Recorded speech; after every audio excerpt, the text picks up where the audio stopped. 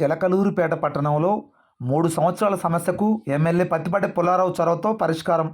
ఇక పూర్తి సమాచారం మేరకు 2021వ సంవత్సరం నుండి పల్నాడు జిల్లా చిలకలూరిపేట నియోజకవర్గం చిలకలూరిపేట పట్టణంలో శారదా హైస్కూల్ ప్రక్కన ఉన్న శ్మశాన వాటిక ముందు పేరుకుపోయి ఉన్న చెత్తకు 3 సంవత్సరాల తర్వాత ఎమ్మెల్యే పత్తిపాటి పుల్లారావు ఆదేశాలతో 24 గంటల్లో మోక్షం లభించింది.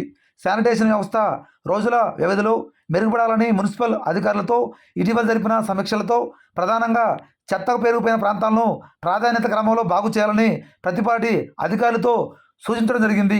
ఈ క్రమంలో గురువారం మధ్యాహ్నం 2 గంటల సమయంలో భాగంగా శారదా హైస్కూల్ పక్కన ఉన్న శ్మశాన వాటిక ముందు పేరుకుపోయిన చెత్తను 24 గంటల్లోనే తొలగించడం జరిగింది. సదరు చెత్తను 3 ఏళ్ల తర్వాత తొలగించడం పట్ల ఆ ప్రాంత వాసులు పత్తిపాటి పుల్లారావుకి ధన్యవాదాలు తెలిపారు.